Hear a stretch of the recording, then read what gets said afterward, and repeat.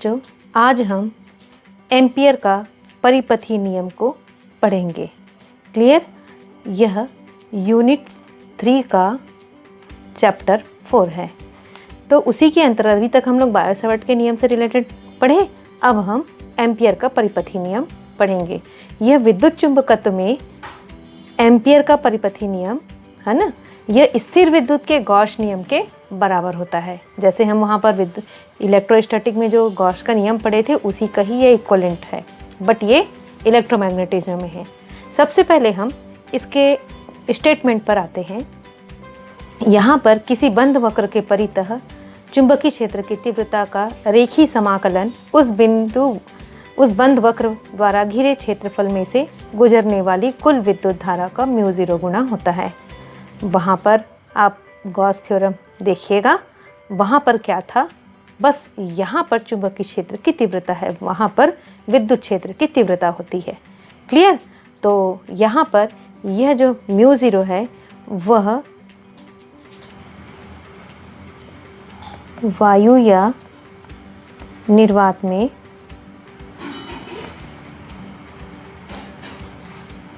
चुंबकशीलता है।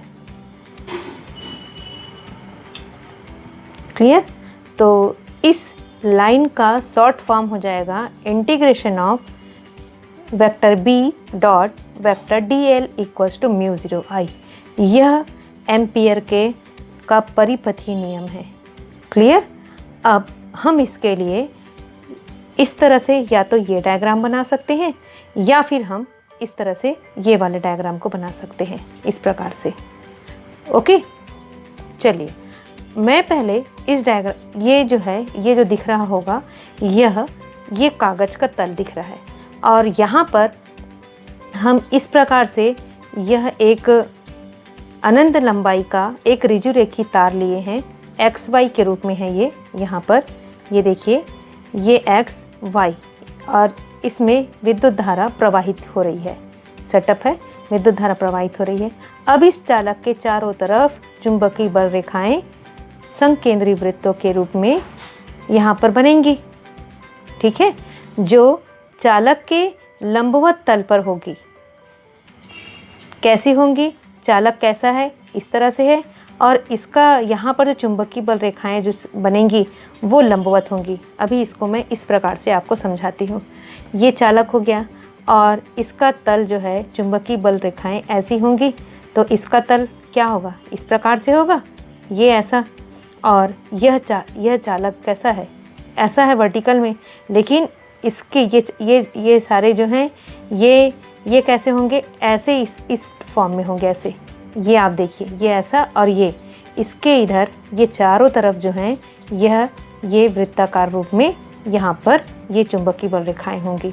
तो इस प्रकार से यहाँ पर हम ये कह सकते हैं कि चुंबकीय बल रेखाएं संकेंद्रीय वृत्तों के रूप में यहाँ पर होती है और इसका तल संकेंद्रीय वृत्तों का यानी चुंबकीय बल रेखाओं का तल यहाँ चालक के तल के लंबवत है। क्लियर?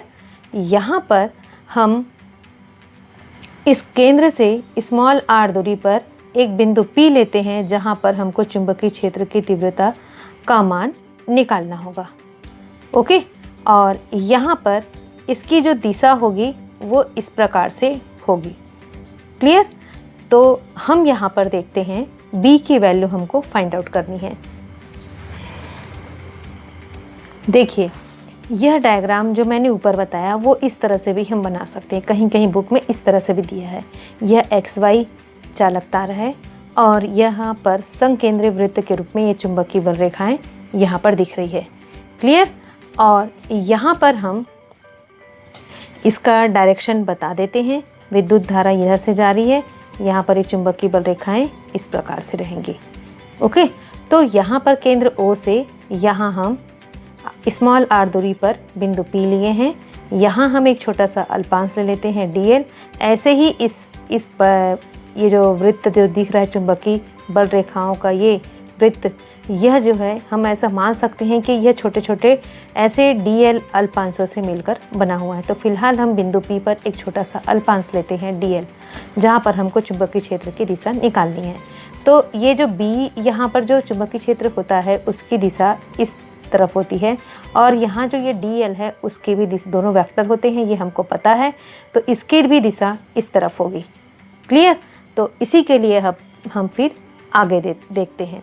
तो यहाँ पर ये चीज़ और बताना चाहूँगी आपको, ये जो R त्रिज्या के वृत्त के रूप में यहाँ पर हम ये संकेंद्री वृत्त लिए हैं, यह एम्पियर लूप के रूप में हम आगे इस चीज़ को पढ़ेंगे। ठीक है? तो यहाँ पर हम ये कहेंगे, जब यूजेस करेंगे तो इसको हम जैसे वहाँ कॉसेन पृष्ठ करते थे ना, वैसे ही यहाँ आगे जब हम करेंगे तो इसको हम क्या कहेंगे, इसको एम्पियर लूप कहेंगे। तो फिलहाल हम यहाँ पर ये देखते हैं कि यहाँ ये जो हम यहाँ पर ये दोनों की दिशा एक ही तरफ ऐसा हम कह रहे हैं, और बिंदु P पर जो हम यहाँ पर एक छोटा सा अल्पांश मैंने अभी बताया लिए हैं, और सभी को वैसे ही मिलकर DL लंबाई के अल्पांशों से मिलकर बना, माने अब दोनों की दिशा एक ही तरफ है। तो क्या यहाँ इन दोनों के बीच में जो बनने वाला कोण है वह क्या होगा? थीटा की वैल्यू 0 होगी। ठीक है? तो चलिए हम सबसे पहले इस चालक से ये चालक जो लिए हैं, इस चालक से स्मॉल r दूरी पर स्थित बिंदु P पर हम चुंबकीय क्षेत्र की तीव्रता का मान निकालते हैं। ओके, तो इस B की वैल्यू हमको कैसे मिलेगी वो हम देख लेते हैं। B = μ0/4π × 2I/r। आपको पता चल गया। यह हम कहाँ निकाले हैं? बायो-सैवर्ट लॉ से हम जो सीधे ऋजुरेखी चालक के कारण चुंबकीय क्षेत्र की तीव्रता का मान जो निकाले थे, वही रिजल्ट है ये। यानी एम्पियर ने जो बायो-सैवर्ट का नियम था उसी के एक अनुप्रयोग था, जो सीधे ऋजुरेखी चालक के पास में चुंबकीय क्षेत्र की तीव्रता का मान निकालते थे, उसको लेकर आगे बढ़ा, और उस नियम को, जो नया नियम उन्होंने प्रतिपादित किया, उसको एम्पियर का परिपथीय नियम कहा। तो ये वाला है फर्स्ट बायो-सैवर्ट लॉ का फर्स्ट यूज़ है, वहाँ से हम इस इक्वेशन को लिए हैं, समीकरण को। और यहाँ पर हम कुछ चीज़ कट जाते हैं, उनको हम कट कर देंगे।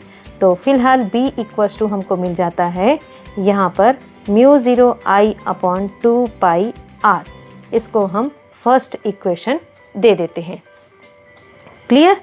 तो इस प्रकार हम यहाँ पर कुछ बातें, क्वेश्चन का जब हम आंसर लिखेंगे तो हम यहाँ पर कहेंगे। ठीक है? पहले जो भी बातें हैं वो सारी चीज़ें, जैसे यहाँ पर ये ऊपर में लिखा हुआ है, ये सारी चीज़ों को आपको बताना है। उसके बाद फिर हम यहाँ तक पहुँचते हैं। क्लियर? चलिए देख लिए आप, मैंने जो बताया था वही चीज़ें हैं। हम यहाँ पर अब आ गए। अब हम यहाँ पर ये लिखेंगे कि चुंबकीय क्षेत्र या चुंबकीय बल रेखा के प्रत्येक बिंदु पर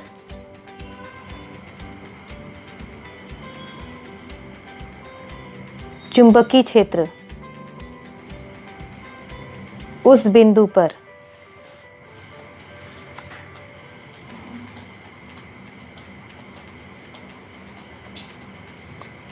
स्पर्श रेखा के अनुदिश होगा। जैसा मैंने अभी आपको डायग्राम में दिखाया था ना, सेम वैसे ही अनुदिश होती है। अब हम क्या करेंगे, इस बिंदु P पर जो मैंने बताया उस चीज़ को हमको जब हम आंसर लिखेंगे तो वहाँ पर हमको बताना पड़ेगा। इस बिंदु P पर चुंबकीय क्षेत्र रेखा पर एक अल्पांश लेते हैं, जिसको अल्प अवयव भी कहा जाता है। एक अल्पांश हम DL लेते हैं। ठीक है? ये कल्पना मात्र ही रहता है। यहाँ पर एक चीज़ और हम बताएंगे जब आंसर लिखेंगे, तो वेक्टर B और वेक्टर DL की दिशा एक समान होगी। ठीक है? एक समान होगी, इसका मतलब ये है कि वेक्टर B और वेक्टर DL के बीच में बनने वाला कोण या बीच का कोण आप कर सकते हो,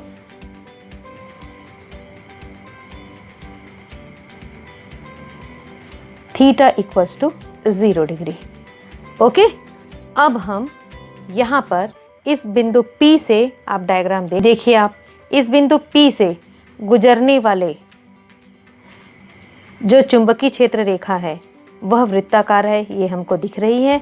तो R त्रिज्या का ये जो वृत्त है, इस वृत्त के चारों ओर जो चुंबकीय क्षेत्र हैं, चारों ओर इस चुंबकीय क्षेत्र B का रेखीय समाकलन हम निकालेंगे। क्लियर? यही तो यहाँ पर एम्पियर के परिपथी नियम का स्टेटमेंट का लेफ्ट हैंड साइड है, वही चीज़ है। ओके, चलिए हम यहाँ पर लिखेंगे अब कि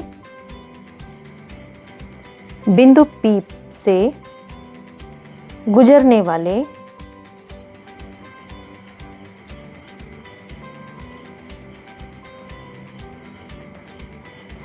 चुंबकीय क्षेत्र रेखा वृत्ताकार होती है।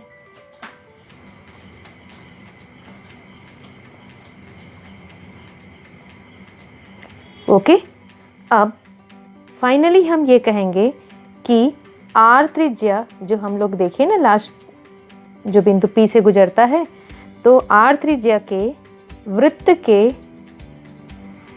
चारों ओर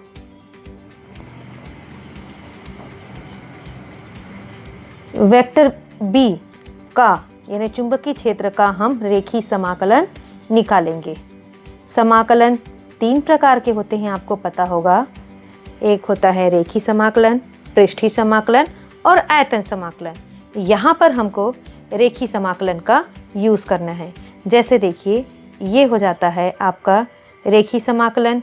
यही अगर डबल रहेगा, यहाँ पर सिंगल ये है और ऐसा डीएल है रेखीय समाकलन, यह ऐसे डबल है और डीएस है, तो यह पृष्ठीय समाकलन होगा। ये ऐसा ट्रिपल है इंटीग्रेशन, तो ये और डीवी है, तो यह आयतन समाकलन होता है। 3 प्रकार के समाकलन होते हैं, इंटीग्रेशन होते हैं। ठीक है, लीनियर, सरफेस इंटीग्रल, यह वॉल्यूम इंटीग्रल कहा जाता है। तो फिलहाल हमको रेखीय समाकलन की आवश्यकता है। रेखीय समाकलन में एक बार इंटीग्रेशन होता है और पृष्ठीय समाकलन में, सरफेस इंटीग्रेशन में 2 बार इंटीग्रेशन होता है और वॉल्यूम इंटीग्रेशन में 3 बार इंटीग्रेशन होता है। फिलहाल हम यहाँ पर पहुँचते हैं जो हमको करना है। अब हम यहाँ पर लिखेंगे integration of vector B dot DL equals to integration of, यहाँ पर वेक्टर B डॉट DL है, तो 2 सदिशों का यहाँ पर अदिश गुणनफल है। तो 2 सदिशों के अदिश गुणनफल में आप ऐसा पढ़े होंगे, vector A dot B equals to आप AB cos थीटा पढ़े होंगे। यही चीज़ हमको यहाँ पर देखना है।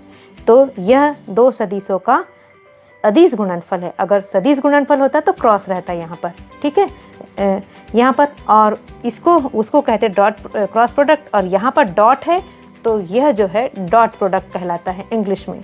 तो BDL cos थीटा कहेंगे। चूँकि थीटा की वैल्यू 0 है, उस वैल्यू को हम रख लेते हैं integration of vector BDL cos 0 degree. cos 0 की वैल्यू आपको पता होगा क्या होती है, 1 होती है। अब इस वैल्यू को यहाँ हम रख लेते हैं। Vector integration of vector B dot vector DL equals to integration of BDL cos 0 की वैल्यू तो 1 हो गई, हमारे पास यह आ गया। क्लियर? अब हम यहाँ पर B की वैल्यू इक्वेशन 1 से रखेंगे। आप देखिए इक्वेशन 1 ये है, B equals to mu 0 I upon 2 pi R है। इस वैल्यू को हम यहाँ पर रखते हैं। चलिए,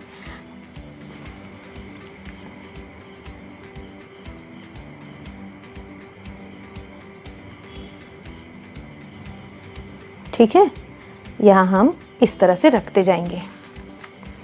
तो integration of vector B dot DL equals to integration of B की वैल्यू है mu 0 I upon 2 pi R into DL। अब देखिए यहाँ पर जो इंटीग्रेशन होगा उसके लिए ये DL है, अवकलज फलन है। यहाँ पर ये सारे जो हैं इस इंटीग्रेशन के लिए ये कांस्टेंट टर्म में हो जाएंगे, इनको हम बाहर निकाल लेते हैं। तो integration of vector B dot vector DL equals to यहाँ पर mu 0 I upon 2 pi r को हम कॉमन निकाल दिए और इंटीग्रेशन ऑफ dl, यह जो है वह क्या होगा, जो भी हम वहाँ पर यहाँ हम छोटे छोटे अल्पांशों से मिलकर बना है ये चीज़ माने हैं। ये जो r त्रिज्या का हम जो वृत्त लिए हैं, तो इंटीग्रेशन ऑफ dl क्या हो जाएगा, इस वृत्त की परिधि हो जाएगी। वृत्त की परिधि क्या होगी, r त्रिज्या वाला वृत्त है तो 2 पाई r हो जाएगा। अब इस चीज़ को हम नोट कर लेंगे यहाँ पर। चलिए यहाँ हम देख लेते हैं, लिख लेंगे कि integration of dl 2 pi r, यानी r त्रिज्या के वृत्त की परिधि। क्लियर। अब हम यहाँ पर इन वैल्यूज़ को रख देते हैं, तो ये जो वैल्यू आया ना उसको, तो μ0 I upon 2 pi r into 2 pi r, तो 2 पाई r कैंसिल हो गया। Integration of vector b dot dl equals to μ0 I, यही जो है एम्पियर का परिपथी नियम है।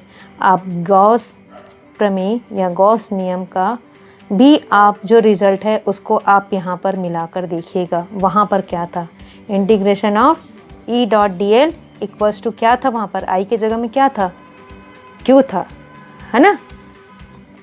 तो आप कंपेयर करके वहाँ पर देखिएगा दोनों सेम है कि नहीं। बस यही है कि ये मैग्नेटिक फील्ड में है, इलेक्ट्रोमैग्नेटिज्म में है, और वो जो है इलेक्ट्रोस्टैटिक में था, ये अंतर है बस। तो हम ये कह सकते हैं कि यही एम्पियर का परिपथी नियम है।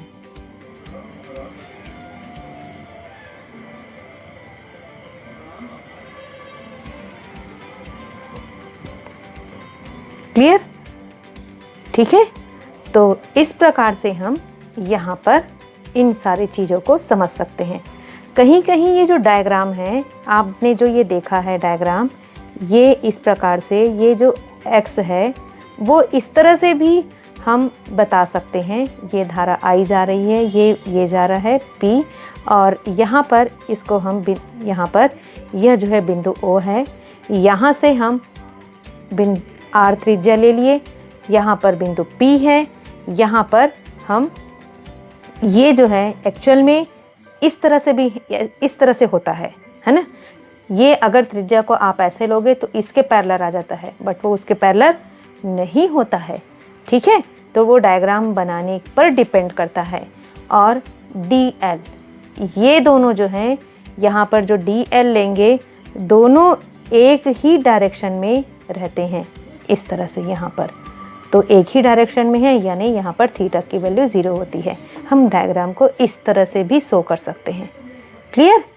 तो इस प्रकार से आशा करती हूँ कि आप लोगों को ये एम्पियर का परिपथी नियम समझ में आया होगा। Okay, thank you.